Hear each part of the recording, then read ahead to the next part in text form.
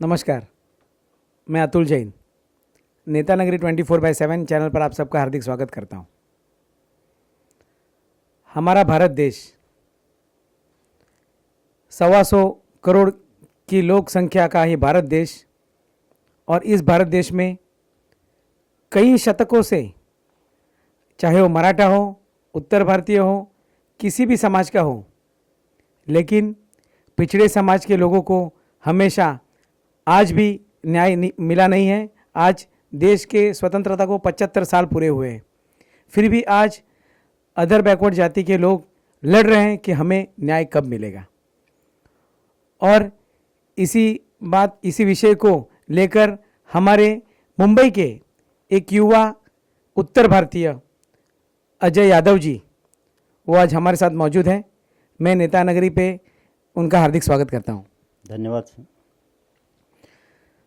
अजय यादव जी, आपने कहा है कि हमारे मुंबई में 22 लाख उत्तर भारतीय हैं, उनमें से एसटी एससी के जो पिछड़े जाति जमाती के लोग हैं वो 19 लाख लोग हैं, लेकिन जो 3 लाख लोग हैं वो ही आज के ज़माने में मुंबई में कई सालों से राज करते आ रहे हैं।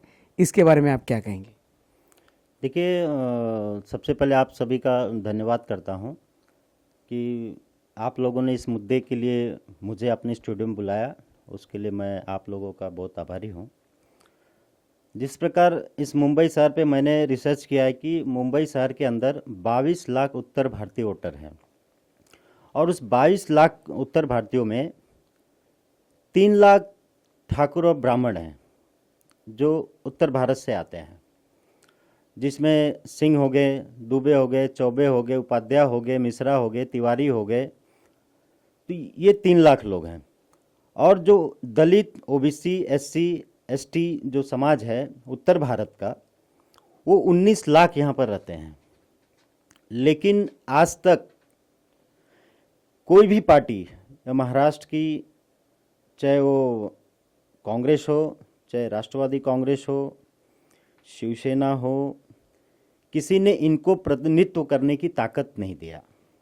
उसका ये रीज़न ये रहा कि जो 3 लाख लोग हैं, वो 3 लाख लोग इतने चतुर और चालाक है कि ये उत्तर भारतीय सम्मेलन बुलाएंगे, उत्तर भारतीयों के नाम पे सभा बुलाएंगे, लेकिन जो हमारे दलित, ओबीसी, एसटी, इवन जो माइनॉरिटी, जो मुस्लिम भाई हैं, उनको भी उस मंच पर नहीं बिठाते हैं, जो कि 19 लाख लोग हैं। और जो 3 लाख लोग हैं वो स्टेज पर बैठते हैं, और जो 19 लाख लोग हैं वो जमीन पर बैठते हैं। तो यहाँ की जो पार्टियां हैं, उनको यह लगता है कि यही लोग उत्तर भारत के जो लोग हैं उनके नेता यही है। जो कि मैं यहाँ की जितनी भी पार्टियां हैं सभी पार्टियों के बताना चाहता हूँ कि ये जो उत्तर भारत के सिंह हैं, दुबे है, चौबे है, मिश्रा है, तिवारी है, उपाध्याय है, ये उत्तर भारतीयों के नेता नहीं है। अगर वोटिंग की परसेंटेज में देखने जाएंगे 22 लाख में से ये सिर्फ दोनों समाज मिलकर ठाकुर और ब्राह्मण वो 3 लाख हैं, और दलित, ओबीसी, एसटी जो समाज है वो 19 लाख लोग हैं। तो जब तक ये समाज जब तक नहीं समझ में आया इन लोगों को, तब तक इनके साथ थे, लेकिन अब वो ऐसा नहीं होगा। और यहाँ की पार्टियों को भी बताना चाहता हूँ कि जैसे यादव हो गए, गुप्ता हो गए, कहार हो गए, प्रजापति हो गए, धोबी हो गए, लोहार हो गए, बनिया हो गए, केसरवानी हो गए, ये समाज के लोग पहले नंबर पे तो यादव समाज आता है, इसके बाद अदर समाज आता है। जो ठाकुर और ब्राह्मण भी अगर काउंट करने जाएंगे तो इनका जो परसेंटेज देखने जाएंगे तो 6ठे नंबर पे आते हैं वोटिंग में। तो मैं यहाँ की पार्टियों से सभी से बताना चाहता हूँ कि समाज अभी जागरूक हो चुका है। अब इनके किसी भी प्रोग्राम में ओबीसी, एसटी, दलित जाएगा नहीं, और सिर्फ ताली बजाने के लिए या बाटी चोखा ये सब पे बुलाते हैं उस पर नहीं जाएगा। जब तक मेरी लड़ाई, देखिए, इन समाज के कुछ लोगों से मेरी पर्सनल लड़ाई नहीं है। मेरा क्या बोलना है कि जो अदर बैकवर्ड क्लास है, दलित है, ओबीसी है, एससी है, एसटी है, माइनॉरिटी है, कि मुस्लिम भाई लोग वो लोग भी बहुत लाखों की संख्या में यहाँ पर, आप उनको भी प्रतिनिधित्व करने की ताकत दो, स्टेज पर उनको भी बिठाओ।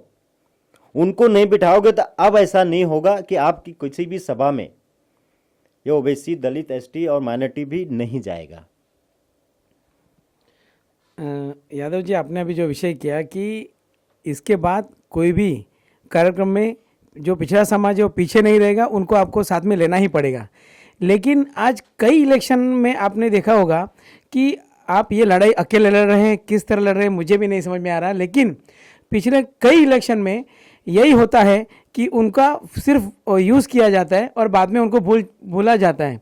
तो उसके बारे में थोड़ा सा आपको एक एक्टिवेशन क्या लेना पड़ेगा कि कैसे जागरूकता, अभी आने वाला महानगर पालिका का चुनाव है तो आपकी क्या तैयारी होगी इसके बारे में? देखिए, तो मैं पहली बात तो आपको जैन साहब बता देना चाहता हूँ कि मैं ये लड़ाई अकेला नहीं लड़ रहा हूँ। हर समाज के लोग, मेरा गोरेगांव में भी सभा हुई थी, वर्सोवा में भी सभा हुई थी और भी दहिसर में भी सभा हुई थी। सभी सभा, जितनी भी सभा होती है, सभी जाति के, सिर्फ ठाकुर और ब्राह्मण छोड़ के, इस मुंबई में जो उत्तर भारतीय ठाकुर ब्राह्मण है उनको छोड़कर, और जितने भी गुप्ता हो, यादव हो, प्रजापति हो, कहार हो, विश्वकर्मा हो, शर्मा हो, जो नाई समाज है वो हो, सभी मेरी सभा में हर आदमी, और एक मुसलमान आदमी, हर वो मुसलमान भी मेरे सभा में बैठता है स्टेज के ऊपर। तो मैं यह चाहता हूं कि ये जितने समाज हैं जो पहले, दूसरे, तीसरे, चौथे, पांचवें क्रमांक पर आते हैं वोटिंग के मामले में, वह समाज मेरे साथ जुड़ा हुआ है, मेरे साथ मिलकर काम कर रहा है और मैं सभी समाज को लेकर साथ में चल रहा हूँ। इवन मुस्लिम आदमी को भी मैं साथ में लेके चल रहा हूँ, वो भी हमारे भाई हैं, और दलित समाज भी है। आने वाला जो इलेक्शन है, चलिए, और आपने कहा कि सिर्फ उत्तर भारतीयों को यूज़ किया जाता है और कुछ मिलता नहीं है। ऐसा नहीं है। उत्तर भारतीय हो, मुसलमान हो, वो भी उत्तर भारतीय है, या महाराष्ट्र के मुसलमान हैं, गुजरात के भी मुसलमान हैं। आज माननीय पक्ष प्रमुख उद्धव साहब ठाकरे के नेतृत्व में आज हर समाज के लोग, मैं तो कहूँगा 70% से ज़्यादा उत्तर भारतीय समाज आज शिवसेना के साथ जुड़ा हुआ है। और इवन उतनी ही संख्या के अंदर मुसलमान भी शिवसेना के साथ जुड़ा हुआ है, क्योंकि जो कार्य उद्धव साहब ने किया है इस मुंबई शहर में कोरोना काल के अंदर, वह, और सुप्रीम कोर्ट ने भी माना है कि सबसे अच्छा कार्य अगर कोई कोरोना काल में किया है तो वो उद्धव साहब ठाकरे, महाराष्ट्र सरकार ने किया है। तो सभी समाज के लोग शिवसेना के साथ जुड़े हैं और आगे भी जुड़ेंगे। और रही बात इलेक्शन की कि अभी नगर सेवक इलेक्शन आ रहा है, ये आपका बोलना कहीं ना कहीं थोड़ा सही है कि जब इलेक्शन आता है तो सबको याद आती है उत्तर भारतीयों की, लेकिन शिवसेना में ऐसा नहीं रहा। जहां मूलभूत सुविधाओं की बात रहे, उत्तर भारतीयों के हर सुख दुख और मूलभूत जो सुविधाएं हैं आम जनता की, जहां उत्तर भारतीय वोटर्स ज़्यादा हैं वहां भी काम हमारा नगर सेवक करता है। अगर उस विभाग में, उस प्रभाग में नगर सेवक नहीं है तो हमारे शाखा प्रमुख और गठ प्रमुख को इतनी पावर है कि वह उनकी मूल सुविधाओं का काम, सुख सुविधाओं का काम कर सकता है, इतना काम होता है। और ऐसा नहीं है कि उत्तर भारतीय नहीं, हमारी पार्टी में तो ऐसा नहीं है। आपने देखा होगा कई उत्तर भारतीय उप विभाग प्रमुख है, कई उत्तर भारतीय शाखा प्रमुख है, गोरेगांव में ही शाखा प्रमुख है। मुस्लिम आदमी हमारा 64 वार्ड क्रमांक में साहिदा हारून खान मैडम है, वो नगर सेवक हैं। और उप विभाग प्रमुख हारून खान जी हैं। कई अंधेरी ईस्ट में कई उत्तर भारतीय जो उप विभाग प्रमुख भी हैं। गोरेगांव में एक शाखा प्रमुख है। तो शिवसेना हमेशा उत्तर भारतीयों की मान सम्मान के लिए लड़ी है और आगे लड़ेगी और आगे भी लड़ते रहेगी। आज शिवसेना प्रमुख श्रीमान बाला साहेब ठाकरे, उनका स्मृति दिन है। बाला साहब नहीं है, लेकिन आज ऐसा नहीं लगता कि बाला साहब हमारे बीच नहीं है, क्योंकि उनके एक तस्वीर भी हम देखते हैं तो हमें एक शक्ति और ऊर्जा निर्माण होती है। और आज आप मुंबई के रिक्शा यूनियन के सेक्रेटरी हैं, अनिल परब साहब रिक्शा यूनियन के अध्यक्ष हैं, और आप शिवसेना का नेतृत्व कर रहे हैं। आपको कितना अभिमान लग रहा है इसके बारे में? देखिए, यहाँ ऐसा होता है कि शिवसेना जो पार्टी है, सिर्फ ऐसा शिवसेना सिर्फ बोलते हैं तो ऐसा लगता है कि पूरे मतलब शरीर में ऊर्जा आ जाती है। और हम लोग जो उत्तर भारतीय लोग इसलिए शिवसेना में इतने ज़्यादा तादाद में लोग हमारे साथ जुड़ रहे हैं शिवसेना के अंदर, इसलिए कि जब 1992 का इस हिंदुस्तान के अंदर मुंबई में जब दंगा हुआ था तो उत्तर भारत के लोग डर गए थे और पलायन कर रहे थे यहाँ से। तो सबसे पहले हिंदू हृदय सम्राट श्रीमान बाला साहेब ठाकरे ने ही आवाज दिया था कि आप उत्तर भारतीयों को मुंबई छोड़ने की जरूरत नहीं है, जब तक मैं हूं और मेरा शिव सैनिक है, आपका मान सम्मान की रक्षा हमारा शिव सैनिक करेगा। मुंबई आपकी है, आपका जितना भी अधिकार यहाँ के लोगों का है, आपका भी उतना ही अधिकार है। उसी दिन से मुझे लगा कि नहीं, शिवसेना में रह के काम करना चाहिए। और जब मैं जुड़ा तो ऐसा ही लगता, आपको पता नहीं कि शिवसेना बोले तो एकदम ताकत आ जाती है। और हर काम, चाहे वो हमारे जो उस प्रभाग में नगर सेवक रहे या न रहे, हर काम हमारा एक गढ़ प्रमुख भी है ना, वह एक नगर सेवक के बराबर है, उतना काम करता है। तो जो आम जनता को क्या चाहिए कि जो उनकी मूलभूत सुविधाएं हैं वो उनका काम चाहिए। आम जनता को ये नहीं कि हमको पैसा चाहिए, ये सब चीज़ें आम जनता में नहीं रहता। जो गटर है, नाली है, रोड है, वह काम हो जाए और बस उनको वही चाहिए। और इतनी काम करने की ताकत तो हमारे शिव सैनिक में है ही है। चाहे वो गढ़ प्रमुख रहेगा ना, तो भी बाला साहब ने इतनी ताकत तो दिया है गढ़ प्रमुख को भी कि उतना काम नगर सेवक नहीं भी रहेगा उस प्रभाग में तो भी काम करने की ताकत रखता है। अजय जी, आपने कहा कि जो ये मुस्लिम है वो भी शिवसेना से जुड़ा है, उत्तर भारतीय, हर उत्तर भारतीय, उसमें मुसलमान का भी आपने नाम लिया कि उत्तर भारतीय है। तो आज औरंगाबाद जैसे इलाके में जो लफड़े झगड़े हुए, तो ऐसा क्या होता है कि ये झगड़े होते हैं और उत्तर भारतीय का नाम आ जाता है? ये सब विषय है, तो उसके लिए आप क्या कहेंगे कि ये दंगे किस तरह हो रहे हैं आज की तारीख में? देखिए, जो आज तक आपने देखा होगा कि जब जब कांग्रेस इस देश पे राज की, कई दंगे हुए। और जब जिस दिन से बीजेपी आ गई सरकार के अंदर, मोदी जी आ गए, तब से कहीं दंगा नहीं हो रहा है। और जो दंगा वहीं पे हो रहा है जहां बीजेपी का शासन नहीं है। रही बात महाराष्ट्र की, तो औरंगाबाद की बात कर रहे हैं, ये तो क्या है, बीजेपी की, मेरे ख्याल से बीजेपी की ये सब पूरी चाल है। क्योंकि 105 विधायक लेकर सरकार नहीं बना पाए, एक तो इसका खंत है उनको, और कहीं न कहीं ये चाहते हैं कि दंगा भड़काया जाए। और अब इंक्वायरी चालू है, महाराष्ट्र सरकार ने उस दंगे के ऊपर इंक्वायरी बिठाई है। और जहाँ तक मुझे है आइडिया है कि सब चेहरे जिसने भी दंगा भड़काया है, सब चेहरे बेनकाब होने वाले हैं कुछ ही दिनों के अंदर। तो आम जनता को, महाराष्ट्र की जनता को भी ये मालूम पड़ जाएगा कि दंगा कौन करवाता है, कौन अशांति है प्रिय आदमी है, कौन शांति प्रिय पार्टी है। ये तो आने वाले 1 हफ्ते 10 दिन के अंदर पता चल जाएगा। पूरी जनता को, महाराष्ट्र को नहीं, पूरे हिंदुस्तान को पता चलेगा कि दंगा कौन करवाता है। और जहां सरकार नहीं है वहीं दंगा क्यों होता है। दूसरी पार्टी सरकार में तो दंगा होगा, खुद अगर पार्टी सत्ता में आ गई तो वहां दंगे नहीं होते। तो आप समझ सकते हो, जनता समझती है कि ये सरकार में नहीं है तो दंगा करा के सोच रहे अभी इलेक्शन है, इसी दंगे को भड़का के और बड़ा रूप दिया जाए और इसका फायदा लिया जाए। लेकिन माननीय पक्ष प्रमुख उद्धव साहब ठाकरे के राज्य में ये ऐसा हो नहीं सकता अभी। और सब चेहरे बेनकाब होने वाले हैं और बहुत जल्दी होंगे। और अगर भाजपा यह चाहती है कि ये सब करा के हम इलेक्शन जीत लें, तो ये अभी पहले जैसे लोग नहीं रहे कि आपके बहकाव में आ जाए। जनता समझ रही है सब चीज़ों को। दूसरी बात कि मैंने आपको कहा कि दंगा क्यों होता है, आप भी समझ रहे हैं और सामने जनता भी समझ रही है कि जो मुस्लिम कौम है, हमने पहले भी कहा था कि जिस हिंदुस्तान को आज़ाद करने के लिए जितना खून हिंदुओं ने बहाया, उतना ही खून मुसलमान ने भी बहाया है। तो ये भी हमारे भाई है। और ये दंगा करता नहीं है आज, न हिंदू दंगा करना चाहता न तो मुसलमान दंगा करना चाहता है।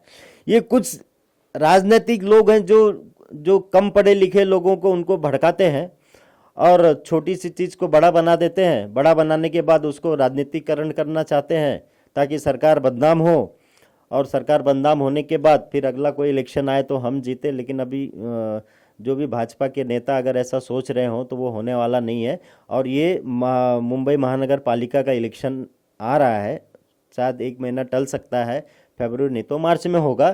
तो भाजपा के नेताओं को वो भी पता चल जाएगा कि ये तो विपक्ष में बैठने लायक भी नहीं बचने वाले महानगर पालिका के अंदर, अभी गफलत में है। और रही बात दंगे की, तो दंगा न तो कभी शिवसेना उसके समर्थन में रही है और न अदर पार्टी समर्थन में, जो आघाड़ी सरकार है न उसके समर्थन में है। जिन्होंने किया है उसकी सज़ा उनको ज़रूर मिलेगी। अभी आपने कहा कि दंगे भाजपा करवाते हैं, लेकिन आप देखते होंगे कि भाजपा के कई नेता के जमाई राजा मुस्लिम है, उसके बारे में आप क्या कहेंगे? देखिए, मेरे ख्याल से पूरा महाराष्ट्र का पूरा हिंदुस्तान जानता है, जैसे कि भाजपा के कई और आरएसएस के कई नेता हैं, उनके जो मुसलमानों के खिलाफ पूरे हिंदुस्तान में बोलते रहते हैं, एकदम जहर उगलते रहते हैं और ये बोलेंगे ये कौम आतंकवादी है, बम ब्लास्ट करती है। तो मैं उन नेताओं को, चाहे अशोक सिंघल जी हो जिनकी बेटी का नाम सीमा सिंघल है, उनके जो दामाद हैं वो मुख्तार अब्बास नकवी जी हैं, और मुरली मनोहर जोशी जी की जो बेटी है रेणु जोशी, उनके हस्बैंड शाहनवाज हुसैन हैं। ये दोनों मुस्लिम जो नेता है ये भाजपा के बहुत बड़े नेता हैं, और जो दोनों भाजपा के जिनकी बेटियां हैं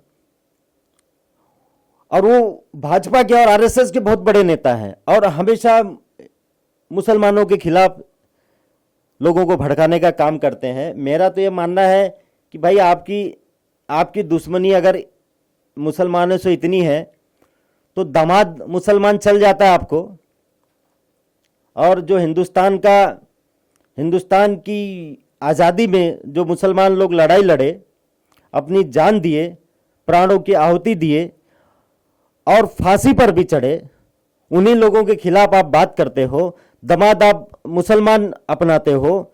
तो सबसे पहले मैं इन नेताओं को, आरएसएस के नेताओं और बीजेपी के नेताओं को बोलूँगा कि भाई अब्बास नकवी और मुख्तार ये शाहनवाज हुसैन, इनको पहले भाजपा से हटाइए। उनको जो आपने मंत्री पद दे के रखा है, अभी एक जन को बिहार में एमएलए बनाया, पहले केंद्रीय मंत्री थे, मतलब ये आपके दामाद जो है वो मुसलमान है तो वो चल सकते हैं। आम आदमी जो हिंदुस्तान की लड़ाई में अपना खून बहाया, आज भी हिंदुस्तान के बढ़ावा में मुसलमान अपना सब कुछ न्यौछावर कर देता है, उसके बढ़ाने के अंदर अपना तन मन धन लगाता है, वो मुसलमान आपको आतंकवादी लगता है। लेकिन शाहनवाज हुसैन और मुख्तार अब्बास नकवी ये मुसलमान अच्छे लगते हैं क्योंकि आपके दामाद हैं। तो मैं तो चाहता हूं कि अगर मुसलमान अच्छे नहीं लग रहे हैं तो ये दोनों मुसलमान लोगों को आपकी पार्टी में है और मंत्री पद भी दिया आपने, इनको हटा दीजिए। इसके बाद अगर आप बोलोगे कि मुसलमान खराब है तो हम मान सकते हैं। आम जनता, देखिए भाजपा के जो पीछे का जो चेहरा है, आरएसएस का जो पीछे का जो चेहरा है, ये महाराष्ट्र का पूरे हिंदुस्तान के लोग जान चुके हैं कि ये अब जो पहला ये लोग दंगा करा देते थे, भड़काते थे, हिंदू और मुस्लिम की लड़ाई लड़ाते थे, ये अब न तो मुसलमान लड़ेगा न तो हिंदू लड़ना चाहता है, क्योंकि कि सब जान चुके हैं कि इनके जो दामाद हैं वो मुसलमान हैं, और फिर इधर जब रोड पे आएंगे तो मुसलमान इनका दुश्मन हो जाता है, मुसलमान देश का गद्दार हो जाता है, मुसलमान बम ब्लास्ट करवाता है, मुसलमान आतंकवादी होता है। मेरा यह मानना है, जो चाहे वो हिंदू हो चाहे मुसलमान हो, अगर वो आतंकवादी गतिविधियों में शामिल है, वह बम ब्लास्ट करता है, तो वो आतंकवादी या गुनाह करने वालों का कोई धर्म नहीं होता है। वो आतंकवादी उनका एक ही धर्म है, आतंकवाद फैलाना। तो एक मुसलमान अगर कोई दंगा कर दिया, कोई बम ब्लास्ट कर दिया, तो इसका मतलब ये नहीं कि पूरे के पूरे हिंदुस्तान के मुसलमान आतंकवादी हो जाए। आतंकवादी का कोई ईमान और धर्म कुछ भी नहीं होता है। अगर चाहे वो हिंदू हो चाहे मुसलमान हो, अगर देश के खिलाफ काम कर रहा है तो उसको सख्त से सख्त सजा मिलना चाहिए। और ये नहीं है कि एक मुसलमान अगर गलत हो गया तो हिंदुस्तान के सभी मुसलमान गलत हो गए। मैं इस चीज़ को नहीं मानता हूं। अगर हिंदुस्तान का हर मुसलमान गलत है तो सबसे पहले आप शाहनवाज हुसैन और अब्बास नकवी को अपनी पार्टी से निकालिए, तब हम मानेंगे कि आप मुसलमानों के खिलाफ हैं। अजय जी, आप अपने इतने बड़े 19 लाख लोगों का प्रतिनिधित्व कर रहे, पिछड़े जाति समाज का सब और उत्तर भारतीयों का, आज सब चाहते हैं कि आपके जैसा नेता आने वाले महानगर पालिका में चुनाव लड़े, आप क्या कहेंगे? देखिए, जो भी आदमी अगर राजनीति में आता है, कुछ न कुछ महत्वाकांक्षाएं आकांक्षाएं रहती है हर इंसान की, तो मेरी भी है। लेकिन मेरी जो सबसे ज़्यादा इच्छा है, मुझे संगठन में काम करने का मुझे बहुत शौक़ है। और संगठन का काम करते करते अगर पार्टी कहीं से आदेश अगर देगी तो ज़रूर लड़ेंगे। लेकिन मेरी पूरी इच्छा है संगठन में काम करने की। और पार्टी ने बोला कि नहीं आपको इलेक्शन लड़ना है, तो जहाँ से भी बोलेंगे मैं तैयार हूँ लड़ने के लिए। लेकिन उतनी इच्छा नहीं है कि मैं इलेक्शन लड़ूँ नगर सेवक का। अजय जी, अभी जो मुद्दा है, सबसे बड़ा मुद्दा, वो अमली पदार्थ का मुद्दा है। आज इतना बड़ा शाहरुख खान जैसा सुपरस्टार का बेटा वो भी अमली पदार्थ का सेवन करता था नहीं करता था वो बात का विषय है, लेकिन वो आज मुद्दा है। और उसके बाद ये मुद्दे को लेकर नवाब मलिक जी मैदान में उतर गए। और दुख की बात यह है कि अमली पदार्थ आज गली गली में आज जो युवा पीढ़ियां हैं वो बर्बाद होती जा रही हैं। तो कभी ऐसा लगता है कि नवाब मलिक साहब ने जैसे विषय लिया तो जो अमली पदार्थ विक्रेता है उनको अपने पीछे सपोर्ट कर रहे हैं, क्या कर रहे हैं, एक विषय मन में आता है, तो उसके बारे में आप क्या कहेंगे? नहीं, देखिए, अमली पदार्थ का जो मुद्दा है महाराष्ट्र के अंदर या मुंबई के अंदर, जो जोनल डायरेक्टर समीर वानखेड़े थे, आज 18 महीने से अमली पदार्थ को लेकर इस मुंबई शहर के अंदर वो अभियान चला रहे हैं, आज भी चल रहा है। अमली पदार्थ पूरी तरह मुंबई क्या पूरे हिंदुस्तान में बंद होना चाहिए, इसके हम समर्थक हैं, पार्टी भी समर्थक है, इवन नवाब मलिक भी समर्थक हैं कि अमली पदार्थ सेवन बंद होना चाहिए। इसका जो धंधा करते हैं वह भी बंद होना चाहिए। देखिए, जब तक आप जो पीता है उसको पकड़ेंगे तो बंद नहीं होने वाला है। जो बेचता है, माल आता कहाँ से, उसके ऊपर समीर वानखेड़े जी ने अभी तक कार्रवाई कुछ किया नहीं। तो जो नवाब मलिक जी जो एक एक मुद्दा उठा रहे हैं, तो उनका मुद्दा अपनी जगह एकदम सही है कि जो पी रहा है 1 ग्राम 2 ग्राम, उनको आप पकड़ के जेल में डालते हो, ठीक है। इससे युवा पीढ़ी बर्बाद हो रही है। और ज़्यादातर जो जहाँ झोपड़पट्टी इलाका है वहाँ पे इसका सेवन बहुत बड़े पैमाने पे चल रहा है। और बेचारे जो स्टूडेंट हैं, माँ बाप को पता नहीं रहता है, बच्चे स्कूल गए हैं, कॉलेज गए हैं, लेकिन सच देखा जाए तो झोपड़पट्टी इलाकों में ये ज़्यादा से ज़्यादा चलने लगा। इसके बाद जो बॉलीवुड हुआ या अदर इंडस्ट्री हुई, वहाँ पे बड़े पैमाने पर लोग यूज़ करते हैं। जब समीर वानखेड़े जो आर्यन खान को उन्होंने पकड़ा है, अब वो पकड़ा है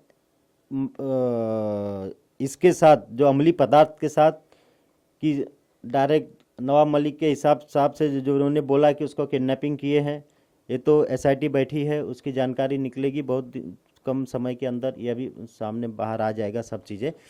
लेकिन हम ये चाहते हैं, आज हमारी पार्टी भी यही चाहती है कि अमली पदार्थ का जो सेवन है वो तो हम बंद नहीं करा सकते। ये तो जब पकड़े जाएंगे तो कौन सेवन करता है तभी मालूम पड़ेगा। लेकिन समीर वानखेड़े जी का सबसे बड़ा अहम जो रोल होना चाहिए कि अमली पदार्थ आ कहां से रहा है, ये बेच कौन रहा है। आज तक किसी को पकड़े नहीं इन्होंने। जब तक माल आना बंद नहीं होगा तो आप कितने लोगों को पकड़ते रहोगे, जेल में डालते रहोगे। वो जेल में गए तो दूसरा लड़का तैयार हो जाता है उसका सेवन करने के लिए। तो सबसे पहले जो यहाँ माल लेके आ रहा है और बेच रहा है, वहाँ तक समीर वानखेड़े आज तक पहुँचे नहीं। आज 18 महीना हो गया इस पूरे रैकेट को, पूरी तरह जो इनकी पूरी कंपनी चल रही थी, 18 महीना हो गया। सब बॉलीवुड के कई हीरो हीरोइन उनके बच्चों को बुला बुला के ये संबंध देकर बुलाते हैं, स्टेटमेंट लेते हैं, लेकिन उसके बाद क्या? उसके बाद वहां तक पहुंचा कैसे और किसने पहुंचाया, कौन ला रहा है हिंदुस्तान के अंदर, उसकी इंक्वायरी समीर वानखेड़े ने आज तक नहीं किया। तो सबसे पहले उसकी भी इंक्वायरी होना चाहिए। और जो आपने बोला कि आर्यन खान को पकड़े, आर्यन खान को उन्होंने लेके गए, इंट्रोगेट किए, जो भी किए, हम उसका समर्थन नहीं करते हैं। अगर अमली पदार्थ उसके पास मिला तो उसकी जो सज़ा थी कोर्ट ने उसको दिया, आज वो छूटा हुआ है। और आगे जब बोर्ड पे केस आएगी क्या सज़ा मिलेगा, उनको मिलेगा, अगर गलत किए तो मिलेगा। लेकिन हमारा ये बोलना है, समीर वानखेड़े और टीम जो आज टीम इंक्वायरी कर रही है, कि बाबा आप पकड़ो, लेकिन माल जो लेके आ रहा है, जो बेच रहा है, जो मेन व्यापारी है, वहां तक पहुंचो। जब तक उसको नहीं पकड़ोगे तब तक ये अमली पदार्थ का सेवन या वितरण मुंबई शहर के अंदर चलता रहेगा। और दूसरा, जो नवाब मलिक साहब ने जो आरोप लगाया, आपने कहा कि नवाब मलिक साहब ने ऐसे ऐसे आरोप लगाए, तो उनका आरोप सही है ना, गलत क्या है उनका आरोप?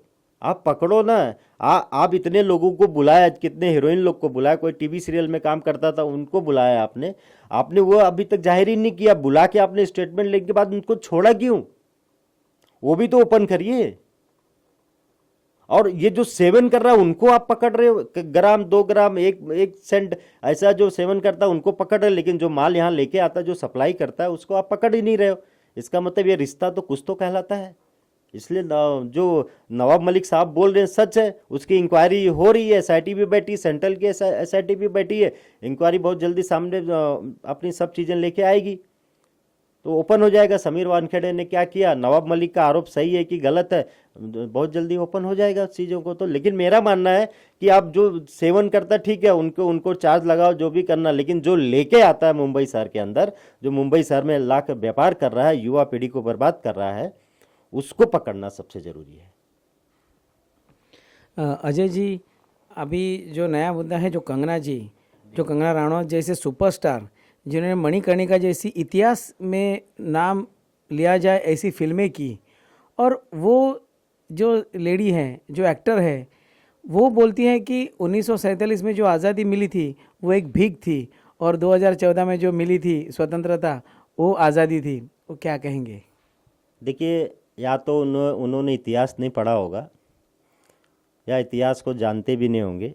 अभी भी उन्होंने कोई फिल्म किया है इतिहास के ऊपर ही, इतिहास के चीज़ों को लेकर, तो इसका मतलब आप इनको ऐसी जानकारी नहीं है कि हिंदुस्तान को आज़ादी 1947 में मिली, और कई हिंदू मुसलमान, चंद्रशेखर आज़ाद जी, नेताजी सुभाष चंद्र बोस, ऐसे कई महान लोगों ने, महात्मा गांधी जी, लोगों ने अपने प्राणों की आहुति देने के बाद हिंदुस्तान आज़ाद हुआ।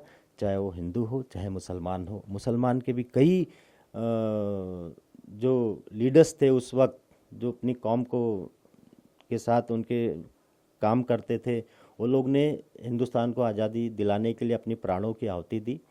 और कंगना रनौत जो आप बोल रहे हैं कि बहुत बड़ी स्टार है, मैं तो उनको स्टार नहीं मानता हूँ। जो हिंदुस्तान के खिलाफ और हिंदुस्तान की आज़ादी में जो हिंदू मुसलमानों ने अपने खून बहाए, ऐसे स्वतंत्रता सेनानियों की जो औरत अवहेलना करे, उसको मैं यह नहीं मानता हूँ कि वो सुपरस्टार है।